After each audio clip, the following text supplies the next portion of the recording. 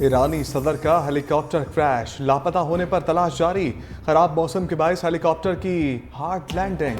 Helicopter में ईरानी सदर, वज़ीर ख़ारजा, मशरकी आज़रबाईजान सूबे के गवर्नर समेत दीगर हुकाम सवार। ईरानी वज़ीर दाखिला कहते हैं रेस्क्यू टीमें लैंडिंग की जगह पहुंचने की कोशिश कर रही हैं। खराब मौसम के बायस मुश्किलात का सामना है। काफिले में शामिल बाकी 2 हेलीकॉप्टरों ने महफूज लैंडिंग की।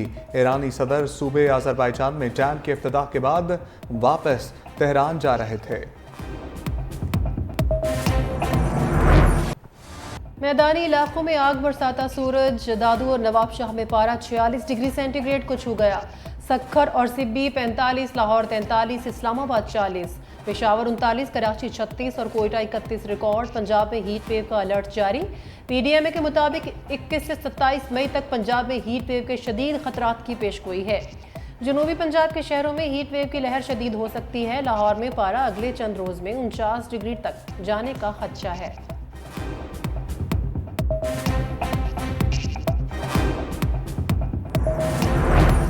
गर्मी की लहर ने इम्तहानी शेड्यूल मुतासर कर दिया। हीट वेव के पेश नज़र सिंध भर में इंटरमीडिएट के इम्तहानात मुलतवी। वज़ीर आला सिंध की वज़ीर जामियात और बोर्ड्स मोहम्मद अली मलकानी की सिफारिश पर मंजूरी। इंटर के इम्तहानात 22 मई के बजाय अब 27 मई से शुरू होंगे। इम्तहानात की तारीख तब्दील करने का नोटिफिकेशन भी जारी।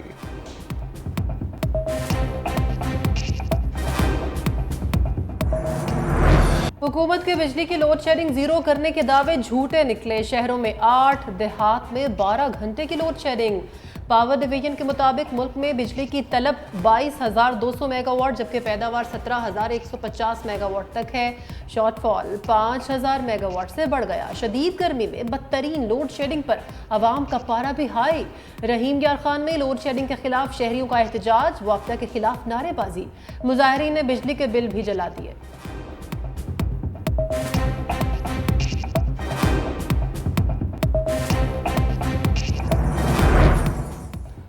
हुकूमत और अपोजिशन में इंतखाबी झड़प। मुल्तान NA 148 में पीपल्स पार्टी और सुन्नी इत्तेहाद के दरमियान महाज गरम। वोटों की गिनती के बाद इब्तदाई नताइज आने का सिलसिला जारी।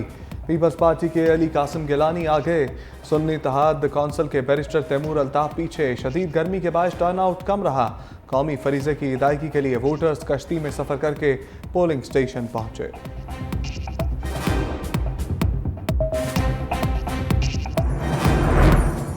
फॉर्म 47 और 45 की कहानी मजीद दिलचस्प। इस्लामाबाद के 3 इंतखाबी हलकों की ऑडिट रिपोर्ट ने नया पेंडोरा बॉक्स खोल दिया। जीतने वालों के वोट दूसरे नंबर वालों से भी कम निकले।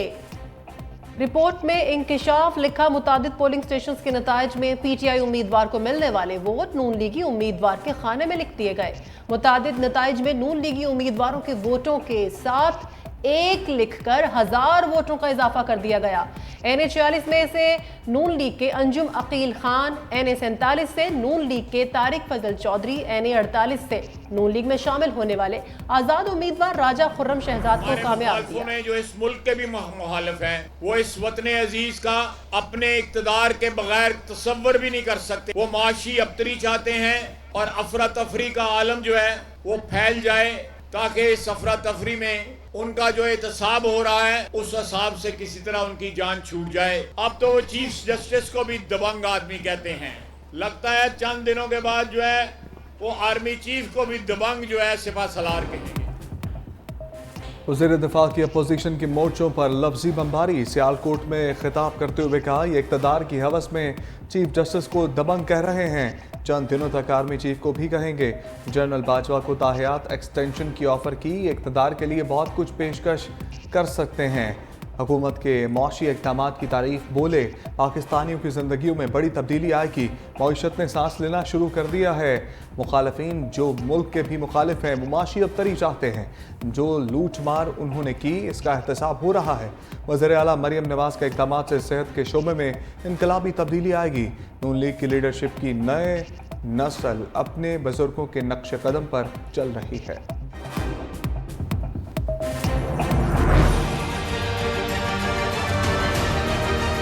मुझे गिला कौम से भी है और फिर एक वज़ीर आज़म को झूठे केस में बेटे से तनख्वाह न लेने के जुर्म में फारिग कर दिया जाता है और कौम खामोश बैठी रहे, ये भी कोई बात नहीं। 3 बार वजारत उज़्मा की नवाजिशात के बावजूद नवाज शरीफ नाखुश।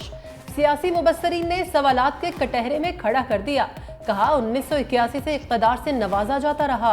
पंजाब के खजाने की कुंजियां मिली, वजारत आला और वजारत उज़्मा के मुसनद पर बिठाया गया। सियासी मुबस्सरीन कहते हैं अपनी मजलूमियत की दास्तान सुनाते हुए शहीद बेनज़ीर भुट्टो को भी याद रखना चाहिए था। इस्लामी दुनिया की पहली खातून वजीर आजम की हुकूमत गिराने के लिए साजिशें करते रहे। न सिर्फ उस वक्त की एस्टेब्लिशमेंट का साथ दिया बल्कि अपने दौरे इक़्तिदार में बेबुनियाद मुकद्दमात भी कायम किए। खुसूसी रिपोर्ट बुलेटिन में शामिल। महकमे खुराक पंजाब की गंदम की तरसील पर पाबंदी से मुतालिक वजाहत। तर्जमान कहते हैं हुकूमती पॉलिसी के मुताबिक गंदम की बैन-ओ-सूबाई और बैन-ओ-अज़लाई नकलो हमल की इजाज़त है। महकमे खुराक पंजाब ने गंदम तरसील पर पाबंदी बारे कोई नोटिफिकेशन जारी नहीं किया।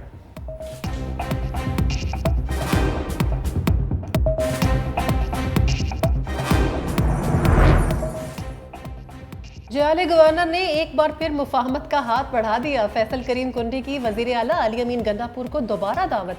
कहा अगर वो आर महसूस करते हैं तो मैं वजीर आला हाउस जाने को तैयार हूँ। कोई भी मसला या बात गैर मुहज़्ज़िबाना अंदाज की बजाय दलील की बुनियाद पर करनी चाहिए। विफाक और सूबे के दरमियान पुल का किरदार अदा करूंगा। सूबे का मुकदमा मुतल्लिका फोरम पर लड़ना चाहते हैं। सूबाई हुकूमत और तमाम सियासी जमातों को दावत देता हूँ कि वो आएँ और मेरे साथ मिलकर सूबे का मुकदमा लड़ें।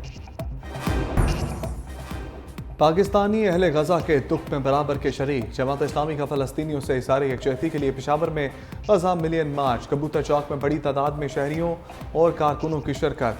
अमीर जमात इस्लामी हाफिज नईमुर रहमान कहते हैं हुकूमत को गजा के मामले पर मौसर आवाज़ उठानी चाहिए। मुस्लिम दुनिया इसराइल की सफाकियत रोकने के लिए किरदार अदा करे।